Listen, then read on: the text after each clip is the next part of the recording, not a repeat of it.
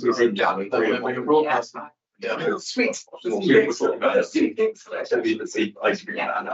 Okay, good evening, everybody. We are now broadcasting. Welcome to the Environment Select Committee of Borough of Kensington and Chelsea. I'm Greg Hammond, chairing the committee tonight. I'd like to ask us to start 72 seconds silence to remember our friends and neighbours who perished in Grenfell Tower fire in 2017.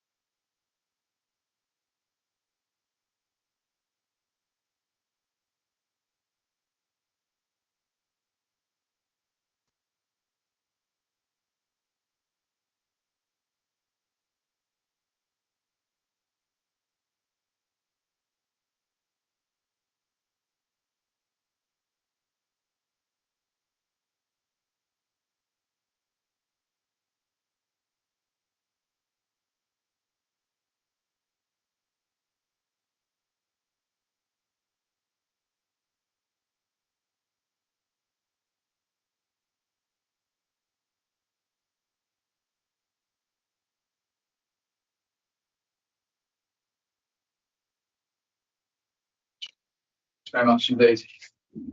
We have apologies for lateness from councillors Verboven and Schmetterling. And I don't think we've heard anything from Councillor Benson, otherwise everybody is here. Does anybody have any declarations of interest?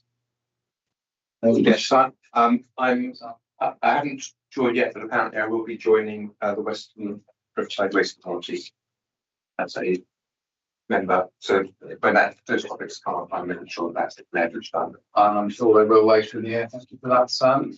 So minutes of the previous meetings. So we've got two sets of minutes to approve tonight. The first one is the 19th of March, before I was on the committee. I think Ari, you might have been on the committee then. Any objections to my signing them? No objections. No. Agreements to the 22nd of May. So there's one, I'm not sure why they said as an apology that I was there on the 22nd. Sense of agreement. No. Does say. That was the council meeting. I think that might have been the full council. Yeah. The 22nd of May one, not the 19th of March. Anyway, we're all happy to split it. I can sign both of them. Read all round. Yeah, good, right. Let me sign them. Yeah, do that.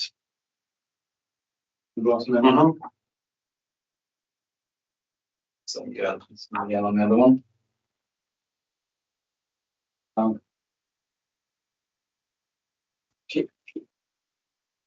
Good. So item 4 then, parks on the parks strategy. First on the list. We're going to start with that then, Bo. You're going to introduce thank you, Chair. So we're really proud of the parks in the borough. The park strategy expires next year after 10 years being in place. So we now bring the previous strategy here and are deliver against it for you to consider. And I'll let Monica, our parks manager, excellent introduce paper. So yeah, the report just really outlines some of the key achievements we've delivered under the park strategy and our aspirations for the next version. Obviously, there's been a lot that has changed since 2016 when the strategy was adopted, and so the main priorities for the next operation would be to make sure we're incorporating the capital plan, public participation, and other policies that have become into force since 2016 that do affect the delivery of our service. And also, just if I may just add, this gives a bit of an overview of the capital programme and the capital investment we've had in parks. There's been a huge amount of work that the team have delivered sort of in addition to this. And a couple of things that I would like to highlight is our volunteer programmes. Last year we delivered over 7,500 hours of volunteering in parks, delivering conservation work and enhancements in the parks. We've done a lot of work improving accessibility of our parks, making sure that our playgrounds all have accessible equipment, making sure they're wheelchair accessible, the implementation of a changing places facility in Bond Park, and a new one which is about to open in Kensington Memorial Park. There's significant investment in horticulture as well, so it's not just the built assets in parks. We've done a lot to improve our planting schemes, the resilience of those planting schemes, making sure that they are supporting biodiversity, make sure they are drought tolerant and resistant to climate change, and especially, although it's not captured in the report, working with our friends groups and community groups, like Friends of the Park, Friends of Tavistock Gardens, Kensington Memorial Park, this one with Scrubs, on delivering and building the improvements programs in the green spaces. Very much indeed. Let's see if there's any questions around the room. I'll start tomorrow. Thank you. Is it just 3 staff? Yes, so for day-to-day sort of maintenance and overseeing the contract, it's myself and 2 park officers, and we also have 2 parks project managers. Well, we have 3 ones in maternity leave, and they deliver capital improvements in parks and kitchen gardens, and also support leisure and other projects in the clean green and cultural sector. Very impressive. A question, and forgive me, I'm brand new to this committee, so if anything has been heavily discussed or is not part of the agenda, then please correct me. But something that I've been asked in the past is about equipment that's used for maintaining parks. And there may be very good reasons for using petrol or diesel powered machines, but people always think that in parks, both the noise and fumes that come off them is bad. And certainly in royal parks, they seem to have loads of petrol and diesel stuff, but that's a big part. Do we know in terms of equipment what's used in our parks? 100% of our handheld equipment is electric. The majority of our fleets, so our mowers, tractors, vehicles, are all electric. There are a few exceptions to that, largely in cemeteries where we found that electric diggers aren't as reliable and have more problems. And obviously, when we're dealing with digging graves, it's essential that we have such reliable equipment. But those are very few exceptions. The majority of our equipment, all of our handheld equipment, so our mowers, trimmers, blowers, everything is electric. Very impressive, thank you. Thanks very much. We go to Ari. Thank you, Chair. Maybe just checking on the major projects. You know, we did the main running research. Is that part of the strategy? I couldn't find that, or is that listening a different? The path, sort of the path of driveway resurfacing. Yes, that's in features captured in Sorry. generally.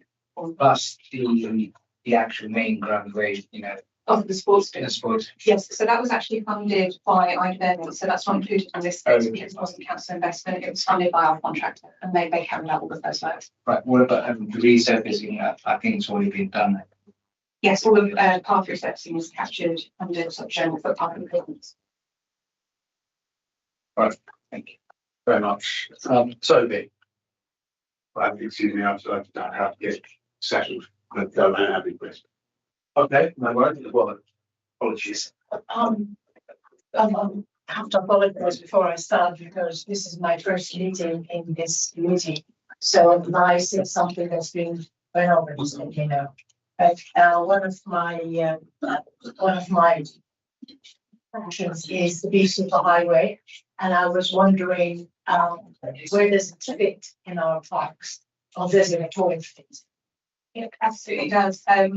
The majority of our parks are now included on the B Superhighway scoring map. And most of them have B Superhighway signs, they have insect hotels, and as we deliver improved park projects, a lot of them are actually putting their own custom built insect hotels. So we have them now at the Scrubs, Edinburgh Park, and all the options. So all of our major parks have an insect hotel. Quite a few of the smaller parks now have one, and they all are listed on the B Superhighway as well. So we try and ensure that 50% of all of our new planting schemes are pollinator friendly plants as well, so it contributes to the highway and includes a percentage of everything plants for shelter as well. So it's very much a factor in the work we do. And since I started being involved, being so, you know, concerned about the piece of the highway and pollinators, I also discovered, and you probably know that it's not just plants that actually are pollinator friendly, trees. So what are we doing by way of trees? Pollinating trees. So there's a lot of work being done with trees. So we have a tree planting schedule that we work with our colleagues in the arboriculture team the trees that we plant are planted because of climate change and biodiversity as the main two factors, as well as obviously suitability for the space. So the majority of the new trees that we're planting are either have ecological benefits or are climate resilient. There's not always crossover between the two. So we try and get an equal balance between the two, but it's definitely a factor. And what type of pesticides do we use in green? So we don't use many pesticides. We do still use some herbicide. So we use some glyphosate, but typically we rely on hand weeding, footfall and other methods, and it's a last resort. So we mainly use glyphosate for areas that cannot be hand weeded, or for invasive weeds like Japanese knotweed, where we do stem injections. So we don't blanket spray, and we do not use them. Thank you. Thank you, Jim. So we'll bring our in for a supplementary, then we'll carry on round. Yeah, thanks, Sharon. Just to add on the trees, but I know we did come to a couple of emails about ruling the communication, the expectation by the residents. Is there anything that we could do different before even we get tons of emails from residents? Is that about street trees or park trees? No, the park trees, I mean, see, I did have a couple of emails with money. I Yeah. remember we had many, and I understand it's what we're doing is for the health benefit of trees, but you can understand the sentiment of the resident. It's very difficult because there is very fine balance. People expect parks to have lots of nice trees and them to be allowed to grow to their potential. Unlike in the street where you accept that they might have to be quite hard pruned. I know that there are some concerns from residents about trees on boundaries and leaf fall into their gardens and things like that, but I don't think that's really, unless it's such a legal nuisance, it's probably not a good reason to affect the health of a tree for a view or to prevent leaf fall into gardens. We tend to look at it on a case by case basis. It depends where the tree is planted in relation to the property, in relation to the building. So there isn't really a sort of general answer I can give you, but we tend to look at it on a case by case basis. But it is something that will pick up as part of park strategy and consultation with treatment park program. So we'll take on board any residents' views about it and ensure it's reflected in the paper. That's well. Even on the walkway, and we did raise issues, but obviously normally you responded to the residents. It's about that communication to the resident.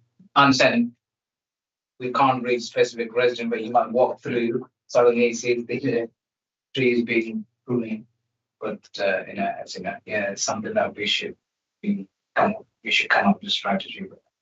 I believe there is a revised tree strategy in the pipeline, which is being led by the arboricultural team. So I'll make sure that there is crossover with the park strategy, and that's this big communication about that we can respond to. We might put that in as a recommendation. Yeah, to do that piece of joining up as well. Good minutes. And did you no. Okay. Over Victoria now. Are you ready for your question? Yeah, thanks very much.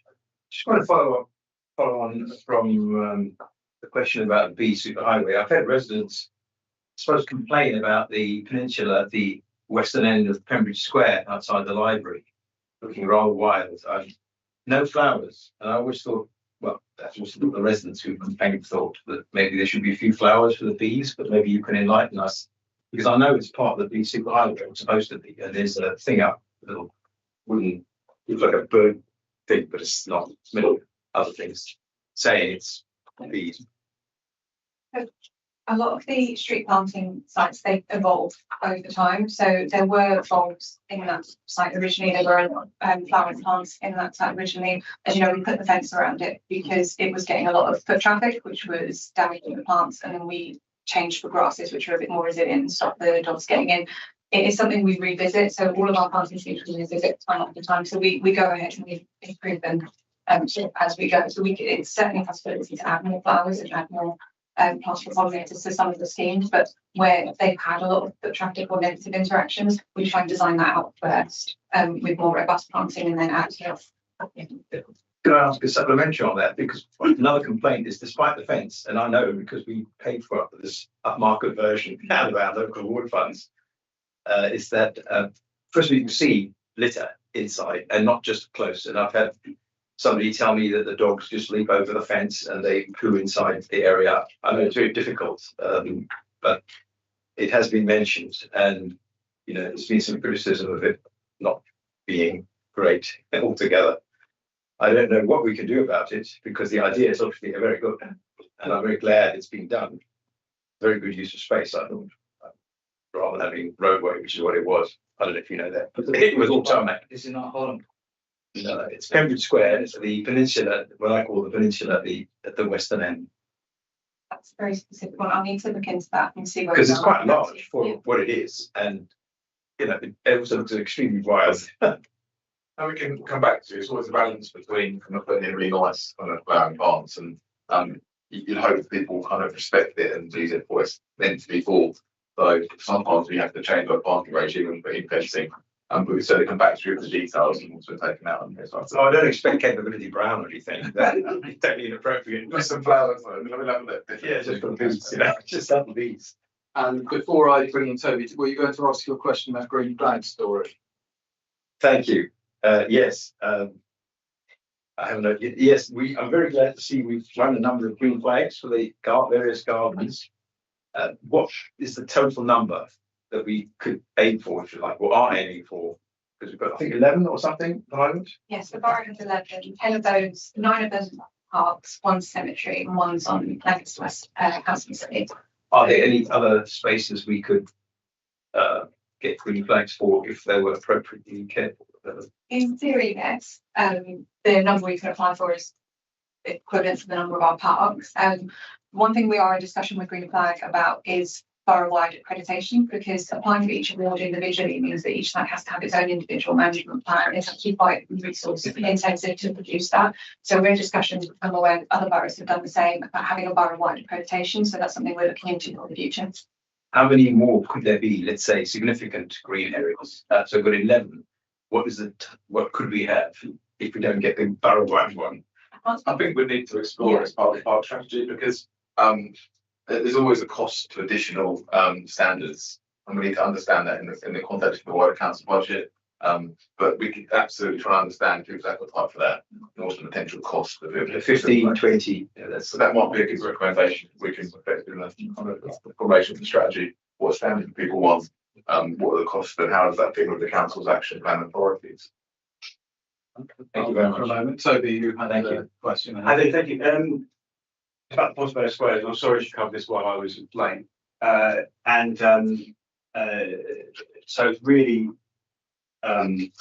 into a bit of detail because historically, relation between those 3 squares has not been great. I mean, I've just been a councillor for 2 years, and you know, and there is quite a little bit of argy-bargy between various, you know, interest groups who want where I was in the past, it was of course a big deal. Some residents.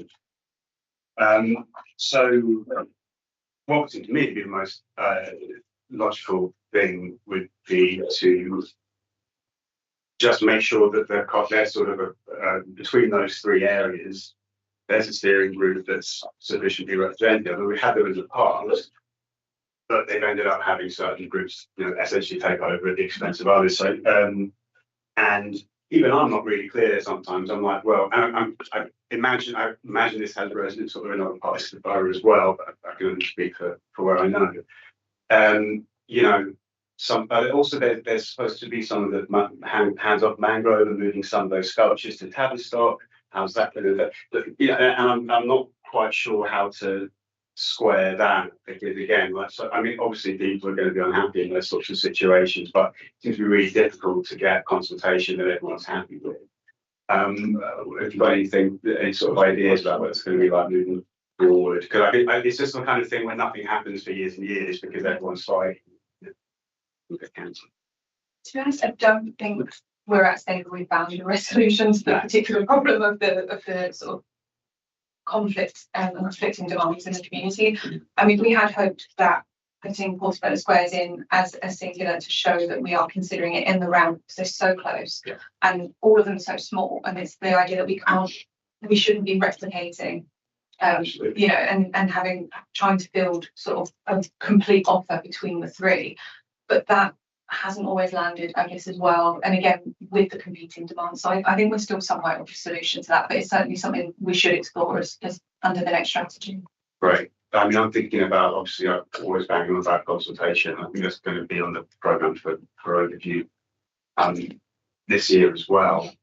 So I don't know how to translate that into something we can move forward with on this committee, but I just think that because you end up in practice some people are just louder than others, some people have more time than others, some people are more motivated than others. And I think it's very important, as you say, those three, I'm sure there are other examples that are similar, I think should complement each other.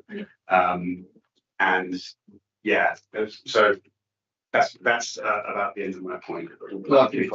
It's on the table, and those who are writing the new park strategies will, in front of us, will have taken notice of this. We'll be able to take account of that point. Absolutely. Just a few from me, if I may. It's a pretty impressive programme of capital works over several years. The strategy was first been put in place, and you achieved most of them. How confident are you you'll be able to maintain that kind of level of investment going forward as the council's under quite a bit of pressure financially overall? So the council has a capital pipeline, those are schemes that are not accepted yet form of capital programme. So we could provide an endless number of projects. I think your wider question is about what's the council's capital budget programme budget like. We really can't speak to that. We do know that we are required to provide more and more evidence and business cases to justify our expenditure, and we're confident that where it provides additional community value, where it supports wider council objectives, we'll get that support. But I mean, that's probably a question for colleagues who are in the financial management side, because with the current financial position the council's in, it is inevitable that the capital budget will be kind of constrained. Sure, I mean, I'm sure your entire executive directorate will have competing demands for the capital, and a really same question on the revenue then. How confident are you that you can maintain the required level of revenue expenditure to keep parks in the condition they're in? And perhaps aside to that, how can we maximise income generation but without becoming so commercialised that the parks lose their distinctive atmosphere as a place for quiet enjoyment? Really challenging questions. So the council revenue budget, as we're all aware, is under pressure. So the Empty Fest is going to leadership team for next Monday. So you'll be aware of the pressures the council faces in terms of our general grant. We have provision booked on a contract for inflation, so that part of it is covered. At the moment, members are telling us that they're not proposing kind of any changes in this area, so that gives you some confidence. The member will support that, as you said. Inevitably, we need to look at more creative ways of funding. So whether that's looking at other resources such as public health, whether it's maximising our income from sports pitches and booking, and looking at different facilities that allow us to operate through more of the day. When I can talk in a second about some of the options around commercialisation. So one element of the financial strategy is commercialisation, and I understand that there are opportunities around weddings, event hire, use of the parks. However, as you've said, and Jenny's here, so she made sure I said this, that we need to balance, as before, all of the competing kind of interests in the park, and we don't probably, in my view, want to see what we see at other parks, other boroughs, like large music festivals, for similar. But if there are things that support kind of what the council do, they're appropriate and they're right sized, we are exploring commercial income. But going back to the start of the question, do I have any concerns about revenue budgets for the parks? I can honestly sit here and say not particularly now at the moment, no, nothing to put forward. But the MTFS is challenging, and you'll have access to that as part of Monday's paper. Thanks very much. Well, before I ask my next question, we are very pleased that Jenny Cattlewell, the Friends of Holland Park, is here with us tonight. And Jenny, thanks for the work you do on Holland Park, which is an amazing jewel in the borough. Are there any questions that you want to raise or anything you want to bring up? Not so much questions, just to please, really, because we work very closely with the team, so there aren't often any surprises. But the park strategy is usually 10 years. And of course, trees and ecosystems don't do 10 years. They do 30 to 50 years. So we need to be thinking now at the strategic level about what to do now to make sure we've got safe green parks in 30 to 50 years' time. And that works. It's this competing interests where you get a lot of people, if you consult, saying we want this now, which is right that we do that. But we need to be careful at the strategic level not to jeopardize the green future. So it's working with those two things together as the long term.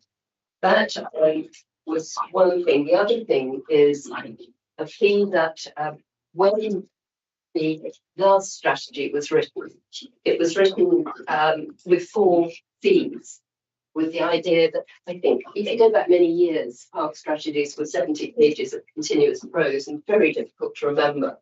And the 4 themes gave us all a quick way of remembering what it wasn't everything could fit under that, including nesting the individual park action plans and everything. So we're pleased that we keep the structure simple, please. Okay, well, that will have been heard by the those who are writing it. Just going back to your first point, are there any risks that you see in sort of strategic risks in terms of keeping the parks nice and crisp? I mean, we're very much aware of them. I think one is the increased usage is meaning there's a lot of compaction and erosion. That's very difficult to deal with, particularly with climate change. So it's really, we're aware of it. And I think Monica is working on site by site, area by area. There's no one solution, but that's definitely a difficult one. And the other thing is thinking of trees for the future. The tree team are looking at a strategy. I was at Kew on Saturday looking at the research they're doing on the future for trees on what they call urban heat islands, which Holland Park is. So there's a lot of thinking to make sure we get the trees right for the future and the shrubs right for the future. Very much. Okay, let me ask just one other question I wanted to ask, and then I'll bring Tim in because he's got something.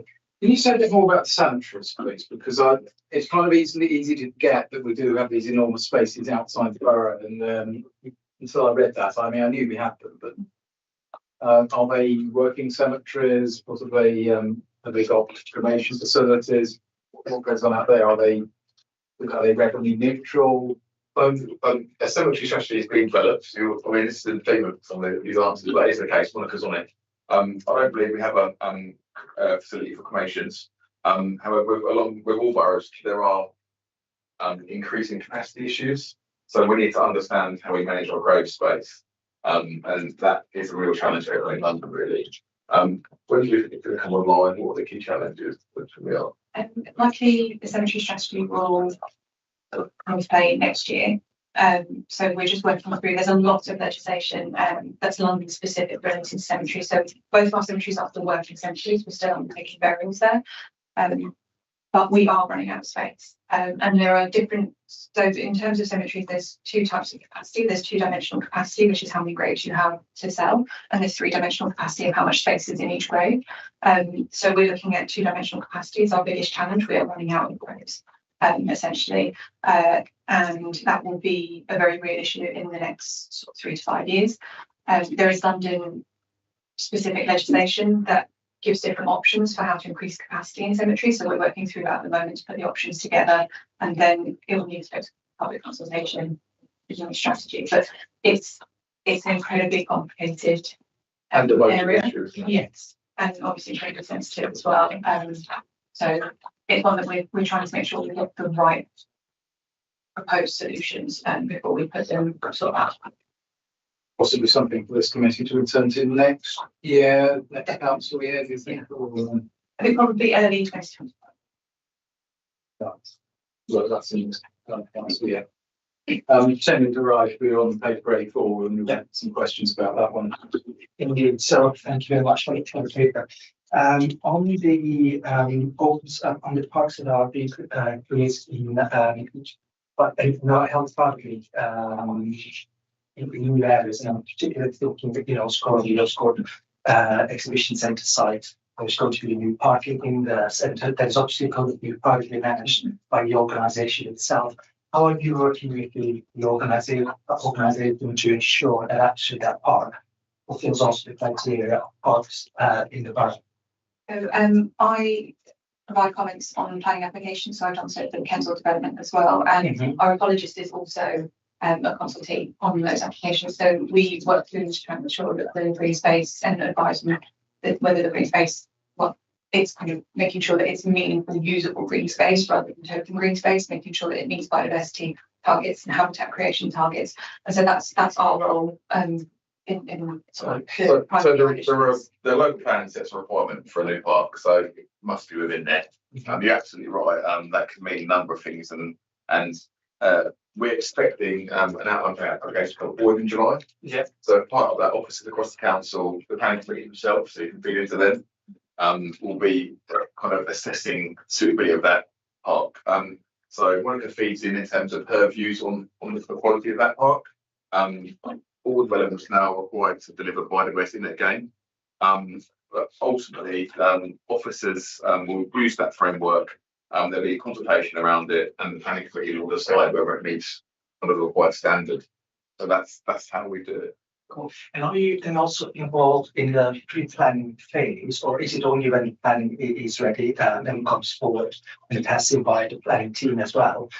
Goes out for consultation, that's when you get involved, or are you involved at an earlier stage? So what we're doing today, then? So I was quite unaware that our ecologist has had some involvement in the pre-planning stage. I've not had any involvement so far. It's some of it's on case by case basis. If there are things that planners specifically want me to have a look at in the pre-app phase, then they'll send it to me. But otherwise, it's all setting the policy really, and then I see it at planning application stage.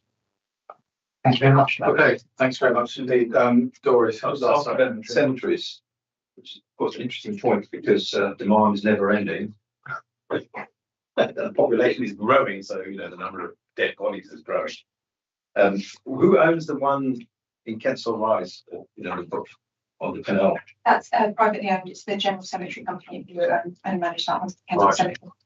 Because I'm aware of large cemeteries much further out than these that we've got here, and it's just interesting that what are we going to do when we run out? I mean, is there a strategy after every 100 years or something, 50 years to turn them over, or is it that tombstones you can't move? So there are lots of options, but they're quite sensitive. Exactly. So I think we'd put it out of consultation and we'd provide a recommendation, and it would be a member decision to adopt it or not. I think that's what's going to be in your paper next year, isn't it? But they're very challenging. Absolutely. There are tombstones. I'm not being deceived. There are tombstones. They're presumably gravestones. Yeah. So, Dare I say, maybe we should have a committee visit out to see the cemeteries at some point during that year. Go on then. That's a good idea.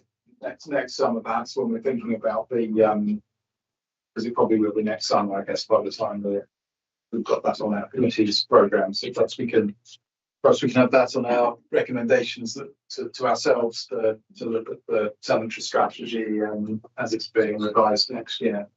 But yeah, we've had a good discussion. Thanks very much for contributing, everybody. Those that are writing the new park strategy have no doubt taken away a few nuggets with formal recommendation to ensure tree strategy is joined up the parks strategy.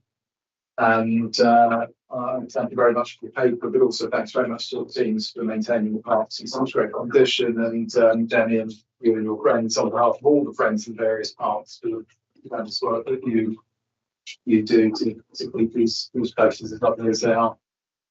Great. Well, thank you very much indeed. We'll move on to the next agenda item. Jim, I just want to comment about friends that fall involved the work they do while in Creekwood. It's just amazing. So we're very grateful.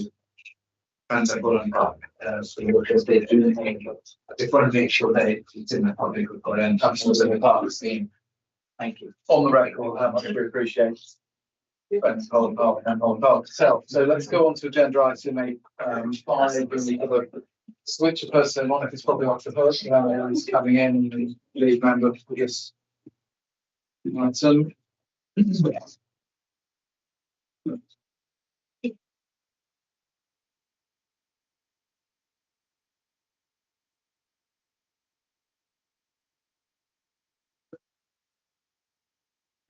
Right, I'll invite the lead member to introduce the paper and then officers. Jen, first of all. Thank you, Chairman. Welcome to the committee. Really, not a lot to say. It's quite a factual paper. I think we spent the last few years pledging to be the 21st arrondissement of Paris. I think with our FPN new approach, we're sort of heading towards a Singapore on Thames and a sort of new idea for the borough, where we actually make sure that people that do harm our public realm or maintain poor quality accommodation are fined, and we do have the teams and resources available to ourselves to make sure that we are out on the streets and in those homes making sure that we are keeping them both as amazing spaces, but also as safe homes for our residents to live in. The paper itself is really just the available powers and the fine levels that we have. But I'd be keen, obviously, to hear your comments. But officers have anything to add? Yeah, but you will have seen the street enforcement team started, so that's this year. That's bringing together our enforcement resources in the borough. And it's fair to say that well, there's still work to do. That's been quite successful. I know a number of ward walks and councils, Councillor Mackover. Key part of the work that they do is not just prosecutions, but also issuing fixed penalty notices.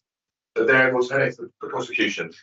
So if we believe we've got the evidence to prosecute someone, as an alternative, we can issue a fixed penalty notice. They can then choose to pay that. Often there's a earlier payment discount or encouraged payment.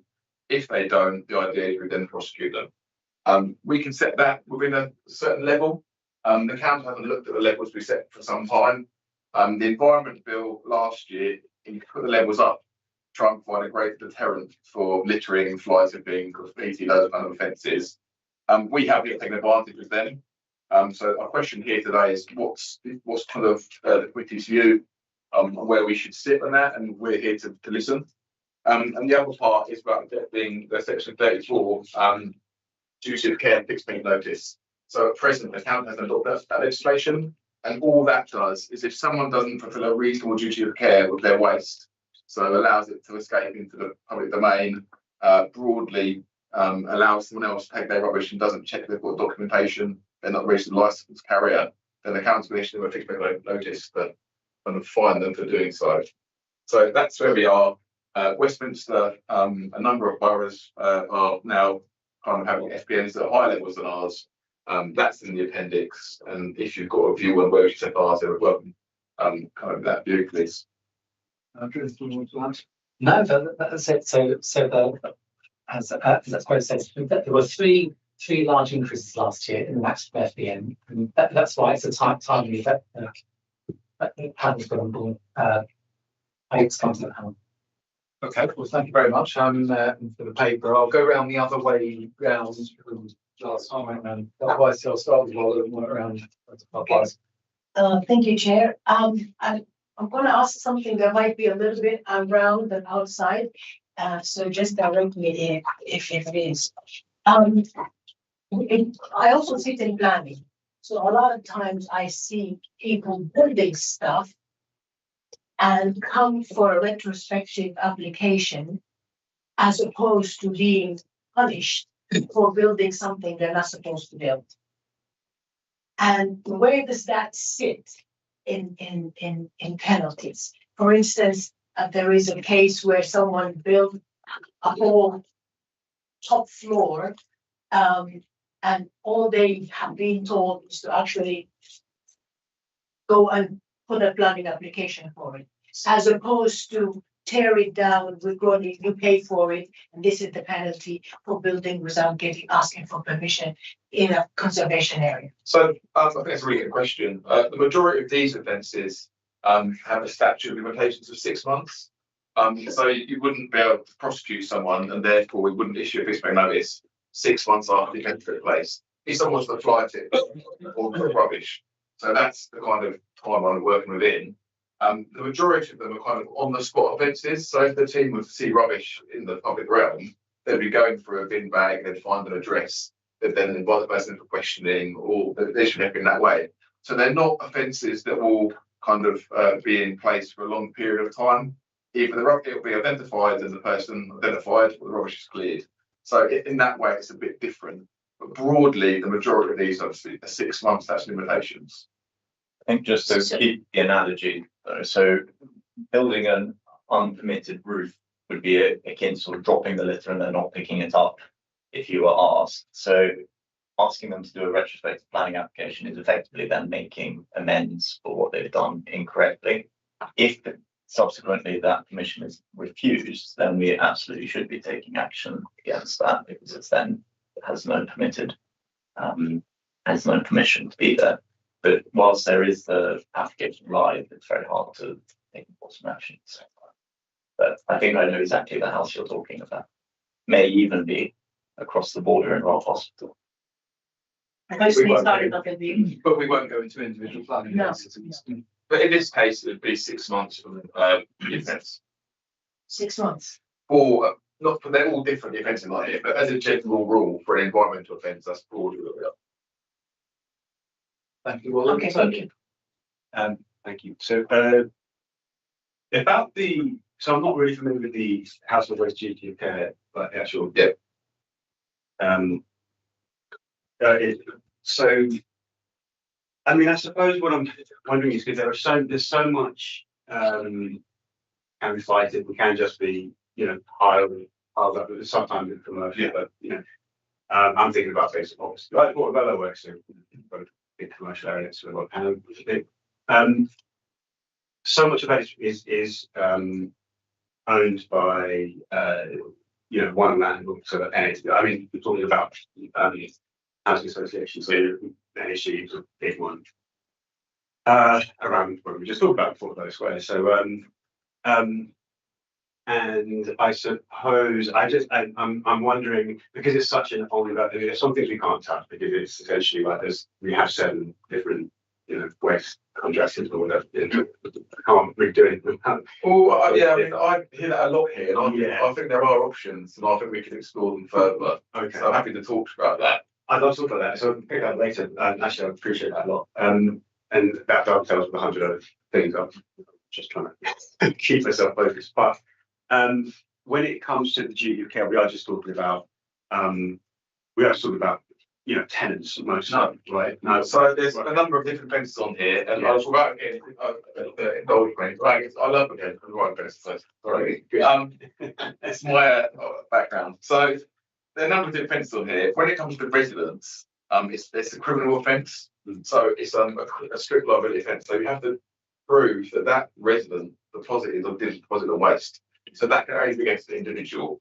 However, there is a Section 34 duty of care notice here for businesses, and if they can't evidence, they have a duty of care of their waste, they have to evidence the waste transfer, and there's a sequential process. If they can't evidence the disposal of their waste in line with that, then that's an FPN as well.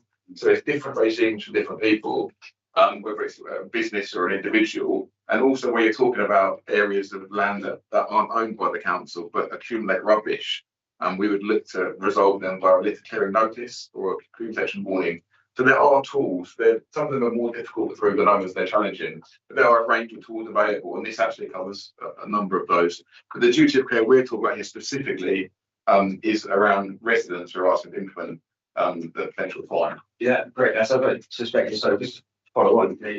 I suppose what I'm thinking about is there a way of involving landlords in that? It's an ongoing problem for a huge amount of time. Is that sort of allowed for? Because I'm just looking at, when I look at something, it's just like finding a resident and it hasn't worked for a long time. I just think, well, what other tools do we have to carry on that side of this? We can talk to anyone involved. So if it's a landlord, managed agent, we wouldn't do it under a private FPN, but we'd essentially use the old one, litter clearing notice. They'll be required to maintain their land free of the rubbish. If not, we'd have to do it, we can charge them back. And that's discharged under the community protection notice. So it's only a small amount, but if they don't do it free time, we then prosecute potentially. But that's how we deal with kind of private lands, businesses. We have to be there for a number of reasons. We had to, we would want to. We try and educate and engage first, the residents the same. I feel like Jen's actually gone on walk around to Port Velo and found the exact same people putting out the exact same rubbish in the exact same place all at once. So something isn't working. I think that's a fair point. So I hope the SET team, street water team, is relatively new. Yes. And they're coming on board, and that has actually been implemented to try and address that problem. Yes. They are a good team, but they're not everywhere at once. So we will need to work with all councillors, residents to try and address ongoing problems. Yes, and there's also a food waste thing, but that's, I think, probably not perfect now. If it's a casework thing, please let me know. I've worked with things. Well, it's a big thing. You were notified about it, but it's also the borders of Goulburn and Colville. So, but anyway, I'm happy with your answer. Thank you. I'll pick it up later. Thank you very much, Dory. I've got a cluster of points here. So, just a quick one here. There's not a lot we can do about it, I think, but good comments welcome. I've had residents suggest putting out CCTV to catch the pooers, the dog pooers. I don't see how we can do that. Plus, I'm not personally so keen on having CCTV on the public highway. So, but how do we? So the question, I suppose, is, or the comment I would request is, how do we catch people dumping dog poop or leaving it on the street? I mean, most people seem to pick it up, so there's a lot of it around, even not in bags. Like today, last night I nearly stepped in one. Admittedly in Westminster, but you know, same thing. Let me add my supplementary to that, which is about enforcement. Not a single fine for dog waste last year, and it is the number one resident concern. Not a single enforcement fine. So How do we find them? what do we do about that?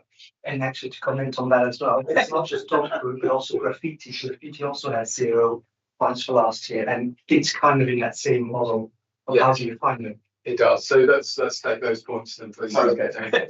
Both fences are really, really challenging to prove. So if you to read the legislation around dog fouling, you need to witness the feces come out of the dog. Which you can find. That's the case law, and that is the actual legislation. So it's very challenging. The best we can do is make sure we've got a team run some legislation, they're well resourced and they can apply it. The only way you really catch dog fouling offenders is repeat offenders, where you get intelligence from kind of residents around the time of day, the location, and possibly you can look out for aggressive that way. But it is very difficult. We really need to rely on trying to educate, engage, and kind of trust people doing it. There's also that broken window theory as well. So if we try and make sure the area is clean, well maintained, they'll prevent it. And graffiti, again, the offence, you have to witness the person graffiti at the time. So that's really challenging to prove. We do have kind of additional graffiti resources at the moment. So we are trying to actively combat graffiti and display. We're really successful with that. But actually capturing the act is very difficult. And the majority of people you find are people who are tagging, and it's ongoing similar stuff, and you can trace them that way. And we do work with community safety and the police, because sometimes that kind of gang related with other issues. But no, absolutely you want to raise it, and both very challenging defences. Just to add on the dog poop, I know as local councillors, that is the biggest issue in our inboxes. But I think historically the council has had an approach to bins to sort of minimise their use wherever possible. But that went against the pandemic, where everyone went out and bought a dog. So we now have a huge number of dogs, at least anecdotally, I don't have the figures, and perhaps not necessarily enough bins to deal with them. So that's something that I think we should be, especially if you know where there's problem areas in your wards, that we should just provide the bins. 2 million extra dogs nationwide. So obviously, don't know what the local stat is. Dory, you can have another couple of Yeah, thanks. I've got visions of having to take photographs of backsides of dogs. Let's move on to the next question. You have to witness it. Yeah. Let's move on to the next question, Dory, please. Certainly. It's just difficult to unthink. Anyway, I've got a couple of cases which, of course, I'm not going to go into the detail of what they are, but I think to me they represent a principle to do with rubbish and trying to find who to find. One case is somebody wrote to me saying they got a ticket, and I thought, well, actually, great. And the evidence, as provided by the council, was it was a parcel or a cardboard wrapping with an address on it. Now, what was the problem? I actually requested to stop the clock to examine it, which was done. I don't know where we are with it, because I suspect it's direct correspondence now with the party concerned. But the resident who got fined says, well, it's a claim, would not do such a thing. It was photographed the day before the collection, in the day. But the point is that this wrapping, this cardboard, was leaning against a lamppost some distance from that address. And the question is, how did you get from A to B? Now, I've told the resident that if they can prove somehow that they didn't do it, then maybe the fine will be cancelled. But how do you deal with the case? So that's one question. How do you deal with the case when your rubbish somehow winds up wrongly? I asked them, do they have a private space for rubbish, which residents put there because it's a block of flats, which is then supposed to be taken out on the correct day. So there's. They haven't answered that. Well, I can answer the question because But sorry, And what's the Yeah, supplement? we can answer the question in general terms. Yeah, Specific. but broadly, Yes, of course. That's fine. broadly, it's on the authority to prove the offence. It's not on the resident to prove their residence because it's a criminal offence. So we should only be issuing FBNs where we can prosecute and we settle debt in court. So it's for the council to prove deposit, and that's kind of the hub of it. Yeah. There's representations policy. So if that person was to come in, give a reasonable explanation of how their waste arrived there, and we can prove the offence, then we wouldn't put with FBN. If that came to me, then that's all. So just it's a similar case. So three people living in the flat, obviously not related, as you know, they're multiple occupation. So they probably have a rota, I believe, to put the bin out, and then obviously one person knows that that's illegal on the day, but the other person does it. But you have your sort of address or envelope inside it. It's really difficult, but not necessarily the guy who put the bin would not have his name in that bin, and that's a tricky situation. So how do you sort of mitigate So that? we have a case interview room at the council. So we initially ask people to provide a reasonable explanation. We accept representations if you say, well, I didn't do it because. But broadly, it's on us to prove that you committed the offence. So if we can't prove the offence, and you can't provide a reason, and you can provide a reasonable explanation, then we wouldn't progress with it. Just to add as well, I mean, we offer one of the best waste collection service in the country with twice weekly bins. I have little time for people that are blaming their neighbours because they put it out on the wrong day. I think that's for an inter-household to have a bit of an argument and to decide not to do this again. So I appreciate we have to absolutely follow the law with these FPNs, but I don't want officers to feel as though we want to have a softer touch. We want to be accurate, but we want to be thorough in our enforcement. And it actually links back well. That's why we're asking you to adopt this FBN or to talk about it. The household duty of care. So each household has a reasonable duty of care to dispose of their waste. So if that household cannot say to us, "I take these steps to ensure it's doing the right day," then that's what we're trying to stand up house a bit. I asked Ursula to send letters to those specific houses so that they know you. But we want to engage, trying to solve the problem before we find people. But ultimately, if people do help rubbish, then we want to put all the power we can to doing it. Thanks, so one more question. Yeah, just one more. Yeah. It's sort of related. It's a location where outside this building, rubbish collects on the wrong day. I get lots and lots of photographs from the same resident who walked past it, and I mean I've seen it myself on the wrong days. Now the building contains, we believe, the resident and I believe it's an Airbnb type place, so they don't have a license for that. And you can see it because you can book it on the booking sites, right? Now, there's evidence that there are long-term residents in there because, for example, it's on the electoral register, but also it's been investigated. My personal view is it's the caretakers that live there. So that's not the whole building. And there's rubbish out. Now, I've got street enforcement and planning on it because we're trying to find the owner and the operator. If it's the same, but I don't know who it is. We don't know who it is, to try and get them to take some responsibility. Because if it's Airbnb, it's a business, and that's what created the thought also, because you're talking about commercial responsibility. So just to complicate it, there are claims, and I've never seen it myself, of course, because I can't see that the window, that people opposite from the block of flats opposite, possibly from the block of flats, deposit their rubbish at the same lamppost. Now the complication is it's a boundary road. So we're in Pembroke Ward, and the other side is in Westminster. And the question is, how do we, if we can find evidence, how, first of all, for the people from opposite dropping stuff, can we go after them too via the contacts in Westminster? That's well, the law doesn't recognise borough boundaries, so in that way, so if rubbish is deposited within this borough, if you live in another borough, it's still enforced against you. So that's absolutely the case. You can. Yeah, right. We're not delegated to enforce in other boroughs, but if the offence takes place in another borough, it won't take action of the individual. And there are some really complex, convoluted circumstances, and I'm pleased that officers are trying to work with you to resolve them. Thanks very much, Tim. Okay, thanks very much. I had two questions there. One was already got answered in your graffiti bit. The second one was related to the second bit of the overview. Where, for instance, for depositing builder skips, for me, that seems to be a very industrial fine, and the amount related to that is very low, and we do have a fair amount of fines for that. But I understand with maximum permitted, yes, that there is no way that these can be increased because we are the maximum allowed. So that would need change in legislation. Are there any other options that we have in those cases? Not particularly. So there's a number of offences that are listed under the London Local Authorities Act, and they relate to the Highways Act 1980. And there were no previous FBNs for those. So within London, we introduced those. But the London Local Authorities Act was 1990. So at the time, those fines were quite high. It hasn't caught up.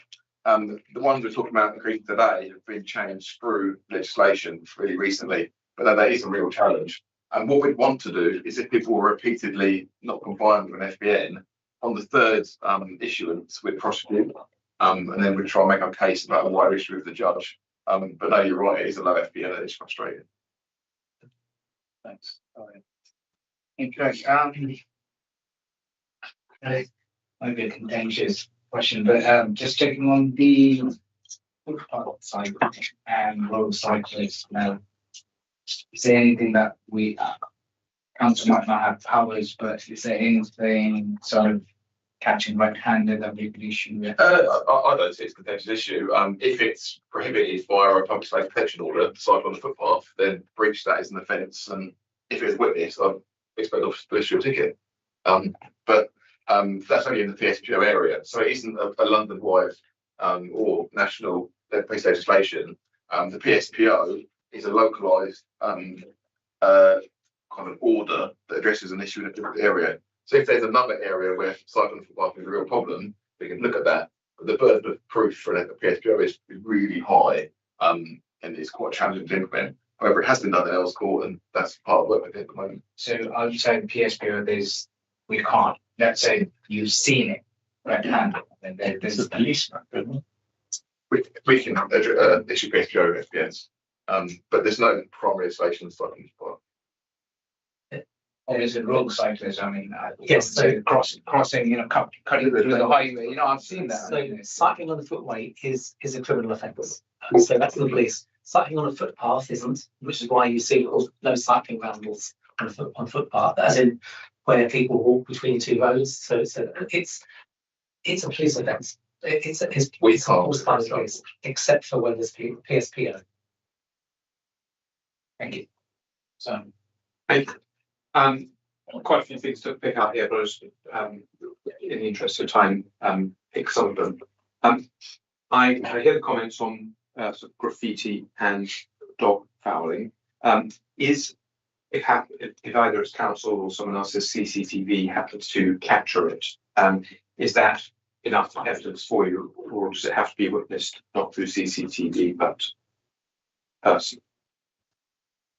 That's the specifics. You have to know who the person was who was doing it. So, and the person who produced the CCTV needs to sign a witness statement to that effect. And then our lawyers will determine whether it's admissible in court. But potentially, if the person who owns the CCTV was able to identify the person, we can verify that and then provide a witness statement to attest to the footage. Thank you. It was interesting that graffiti and fly posting seem to be on the same offence, and I was looking at the amount of the fine, which is part of the table. That was to see, because you might say graffiti, well, that's very difficult to find someone, but fly posting often has the advertisement for the music festival or scrap your car or whatever it is attached to it as well. So is a telephone number or a website of an organisation that has done the fly posting something that you can go after? Potentially, not using the fly posting legislation, because that's designed for people actually fixing, and it's kind of just on that basis. There are other powers under the Country Planning Act around kind of unlawful advertising, which we could do, but they're quite complex and lengthy. But yes, is the answer, we could do. Yeah, because on many lampposts, you see these scrap your car or attend this or buy your carpets. My interpretation really is that officers or operatives who are walking around should be clipping them, because the sooner we just remove that, people will stop doing it or it goes away. So We tell people they can do it themselves. So self-help, that anyone can cut off, this live posting. There's nothing to say you can't do that. Very annoyingly, they've started using very long ladders and they put them up high. And then we, being a local authority, have to get a whole litany of health and safety operatives to make sure that when we put up the tall ladder, we're able to remove it safely, which is rather annoying. So is a fine, for example, on graffiti and fly posting fixed at whatever level you put it, or is there discretion to say a graffiti bin is one thing and fly posting is much more offensive for ladders? I think it's the same offence, under legislation. Once we set a revised amount for it, then we would have the issue in line with whatever members agreed as part of any process. Okay. I particularly want to looking at failure to produce waste documents. I wouldn't know why we wouldn't go for the maximum fine, because people, if it's available at 600, it's something that people should absolutely do, but it's still a small fine for these businesses that are making thousands or tens of thousands a day. So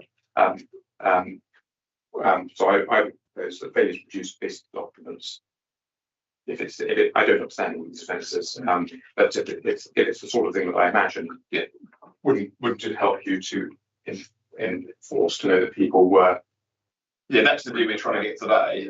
But yes, if business hasn't got waste transfer notes that regulate kind of say who gets their waste, then not to provide them or not to help them with the offence. I mean, their waste contract is going to be many multiples of that, and if they're not, if they haven't got one, they're saving lots of money anyway. So I think a good fine would get that. So that would be a comment there.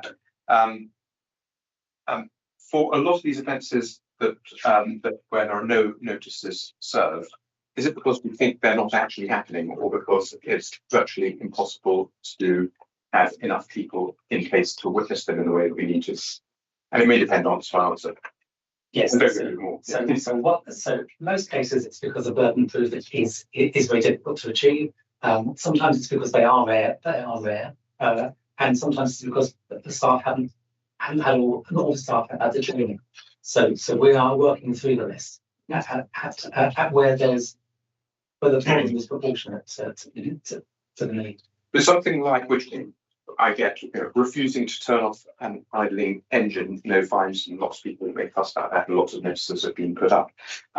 Are any of these sorts of offences able to be enforced by, for example, the people who issue parking tickets? Because there's a lot of those around, and if they happen to be walking past and they're thinking maybe I should put a ticket on this, could they also alternatively issue a idling engine fine? And as a side, that's another one of the ones I was going to bring up about no fines last year. So the idling, the idling, the offence is not turning off the engine when requested. So in other words, we have to knock on the door and say, please turn your engine off. And people do. It's simply that they do turn the engine. Who's doing the asking? Is it parking wardens? So we actually, at the moment we use NSL as well as our street enforcement team. So we have all of the parking wardens, if you like, and the street enforcement team, and we do it on blitzes. So we do it area by area based on information that we've received. But it is obviously all the time our parking enforcement are knocking on doors, waiting the engine. We're not doing the day job, if you like, and so there isn't it does cost money indirectly, and we get nothing for a £20 fine. We are pushing the government for last government to change legislation to allow us to have fines for idling, but not there again. That's interesting. So refusing to turn off. I was just interested that Hammersmith and Fulham have got 80. That's the amount of fine, but the maximum seems to be 40. Maybe that's just. Yes, so they're again, we're not in Hammersmith. We don't know why. There's some councils who have chosen another route. It's still not working because they need a different sign to do it. It's a parking events. So we could have need more signs for that. And just my final point, we've scored it quite well, because there's a lot in here that you think, well, why isn't unlicensed street trading 1,000 rather than 150? And are all of these? Is there any discretion in these ones, or is it again one amount you pick and you have to charge less? So again, for each clause, you have to say what the penalty is, what the penalty is, and so unless it's street trading, it's a great example that it's below the maximum, and there's nothing to stop us making it higher. But there are occasions where the offence, as officers, we say is far exceeds the FPN available, so we go straight to prosecution. So if someone done kind of £10,000 worth of waste in the street, let's clear up, we wouldn't issue a £400 FPN. We would take them to court, prosecute them, try and get costs in that way. So final question, pulling all that together. With limited resources of a street enforcement team, but there are resources that potentially for some of these offences we could use the parking enforcement contractors. Has someone gone through this list and said, what could we be without any sort of extra headcount implications actually be increasing if people are wandering along and they don't find any cars to find, maybe they'll find an abandoned vehicle and get 2,500. I think a broader question is, are there other options to enforce using contractors? Yeah. And the answer is yes. And so I'm going to be exploring that with Jem and come back with proposals, because we recognise that there's it's a suspect rich environment in terms of the amount of offenders that are taking place. How do we best meet that? And are there ways to do it, but kind of reduced or nil cost? And there are. So I imagine that if it isn't happening yet, there are going to be providers who say outsource this for us at this particular cost. We don't have a headcount, and because it's potentially revenue generating, we get the effective enforcement, but we don't. So we wouldn't ever consider full outsource of it, because a lot of the work we do is investigative, and it takes a lot of kind of person hours to investigate, bring input. But there are some offences that are like littering, or like pretty high volume on the spot offences we could consider that kind of. And the parks, or the Royal Parks, seem to do that quite promptly as well when people. There are definitely options to act against it at the moment. Is that something that, Chairman, that we'd be interested in updating over the course of the year as you investigated? Certainly have an email update to the committee. That would be helpful. Of course. My only question left on my list is, and I just make clear, I've got no personal problems raising the fines to the maximum that you're allowed to, where we can raise the fines. But a number of them we've got early repayment reductions. What's the benefit of that? Do we get more compliance? Are there any metrics that tell us whether that's a useful thing to do or not? So the team are convinced that it does result in fewer challenges and quicker payment. But of course, we in our BKC haven't run that enforcement regime. So we know that what happens in Trent and it happens in Ealing, but we don't know whether the behaviour will be the same there. But it seems to work. So that's the experience in other boroughs. Yeah. It does result in kind of prompt payment.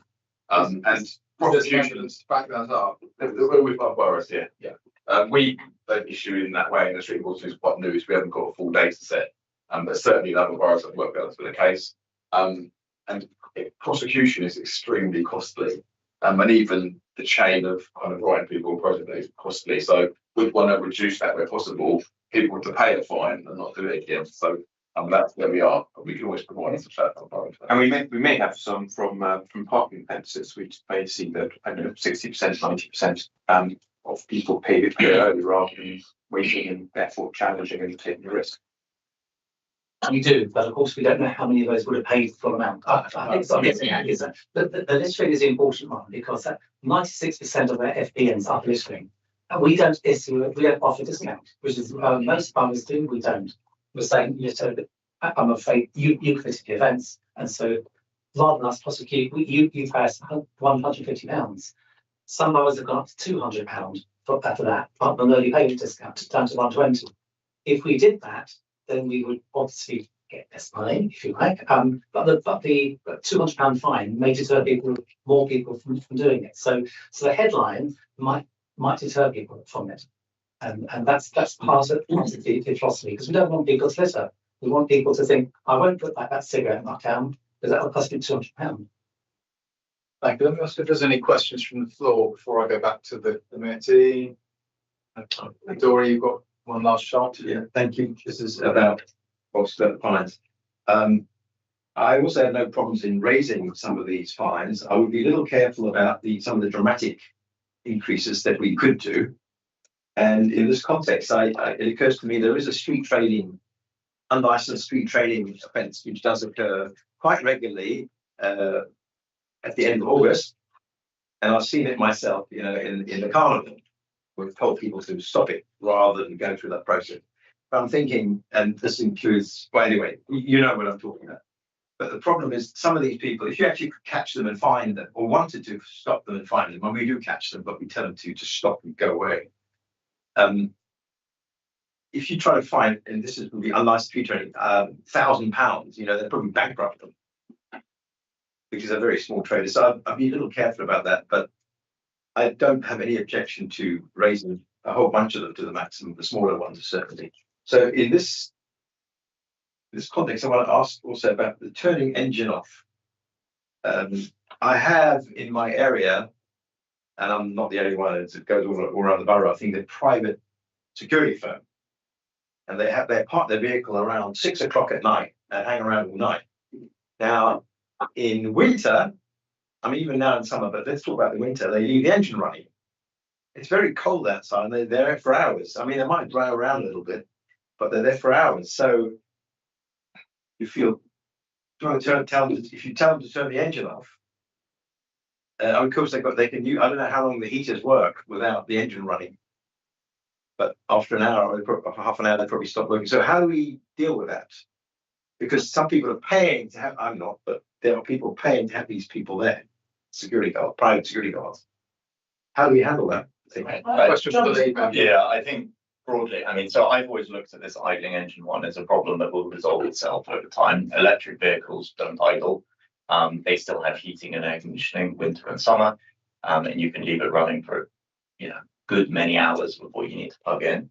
I've always found the fine to be sort of laughably small, and the fact that you have to ask them politely first means that the end result is zero fines. A lot of officer time spent doing it, and an awful lot of signs on our streets to enforce something that we can't actually enforce. So it's sort of it's one of those that I think probably we need to focus on others rather than on this one in particular.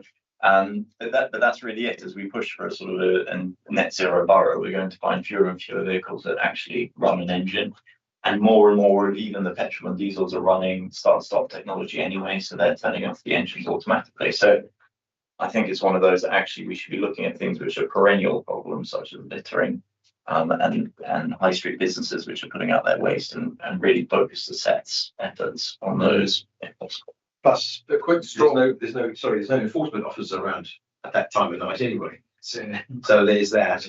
And also, how long? Let's say I'm driving along somewhere. I'm not quite sure I'm going. Okay, no sat nav or whatever. And I park at stop at the side of the road to look at a map for a minute or two. I'm going to turn the engine off for that 2 minutes. So that's probably leave the scenario hanging because there's lots of different scenarios. Exactly. No, I think you've summed it up. I think we've had a very good discussion about it, and clearly enforcement is a big issue that lots of us have raised. This committee has no decision-making authority, of course, and not going to form a vote, but a quick straw poll for who would be, so the three of you have said you'd be happy to raise the fines. Quick straw poll. Yeah, but not necessarily the maximum in all cases. Yes. Which one and how much? Yeah. Some. Yeah. In principle, yeah. So in principle, but not a proper vote. We are, as a group of individuals, in favour of raising the amounts, but with nuances. Definitely think we want to explore the early compliance payments. But it's for us to ask you questions that we get to do, of course. So it's entirely up to you what you do with the information about personal views here as members. More proposals together. Entirely up to you what you do with that. But thank you very much for bringing the paper forward. I hope you have found it useful discussion and to you put that before us. And thanks very much. Thank you very much. Yeah, cheers. Thank you. Move and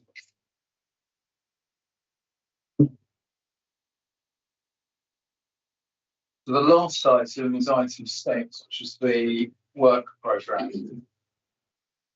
And we have 3.5 public meetings ahead of us. One of the half being already taken up with the budget in the first half of it.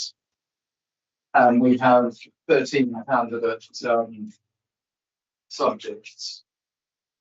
Now, I have a proposal for you that you can listen to this and shoot me down in a moment. But if we turn to page 78 and 79, it strikes me that numbers 1 and 2, the Cleaner Streets Health Street Enforcement Team working and bringing Western Riverside Waste Authority to tell us about their strategy. They belong together and to be done in a meeting together. And I'm not going to say which one, but one of the 3.5 meetings, 3.5 full meetings. That the e-bikes should be done as a separate special meeting because it's will have a lot of public interest, and there's no way we'd be able to cut that off mid-flow to go on to something completely different subject. Chair, can I just ask, will the scooters be included in this? They possibly can, but it's mostly about e-bikes. Okay. But yeah, we possibly include the scooters. But the questions that are out there at the moment are the e-bike operating regime. Questions 4 and 5. Well, 4 road safety doesn't quite belong with PSPOs, but there are some sorts of overlaps, and I would kind of thinking that those two belong together. But they were sort of like my third of the 3 meetings. I'll move down to 7 and 8 are both planning related, and I think they much more clearly belong together in a meeting, one of the 3 full meetings. I would say that number 9 belongs in half meeting because it very much relates to the budget, and we'll do the budget in the first half of December meeting, and then we'll do the net zero report as part of that discussion. And I apologise that 12 should have been with 3 and with 4 and 5. So 4 road safety and transport bringing TfL in actually belongs together. Those are the 2 that belong together in a meeting. But PSPOs, I thought I'd probably fit that into the same one because it's possibly the lightest of the 3 individual meetings, but it could go into one of the others. And the flooding risk number 11, that is a reactive one in case we get any flooding. And the remaining 3, which are number 6, the gambling policy, number 10, culture policy, and number 13, sports strategy, should be done out of committee because they are policy documents creations, and there's no reason why we can't comment on them out of committee and have a discussion, an email type discussion, and put in points back to the lead member at the time. And I noticed the gambling policy is already out for public consultation if one of you interested. So that was my start of the 10 in terms of how we cut that particular pay.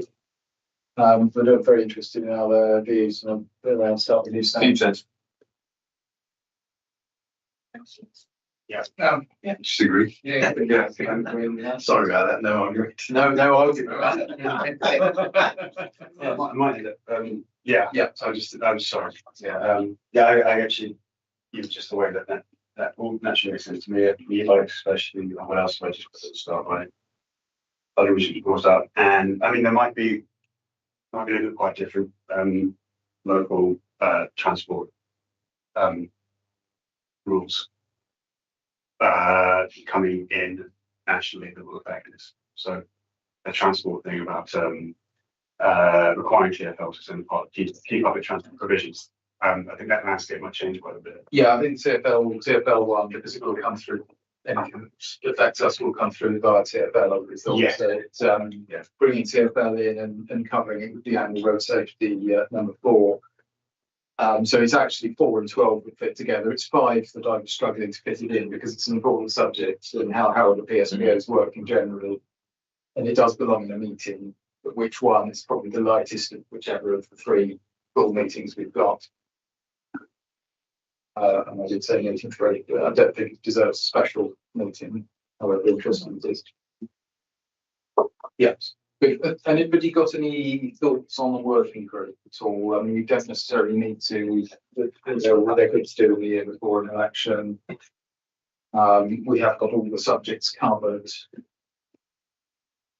One that could most potentially for a working group would be the planning policy number 7. What are the opportunities to make iterations to the local plan once we've considered in full council next month, that whether we've got capacity to lead it and get on it would be a question is also how lead it as you can chat.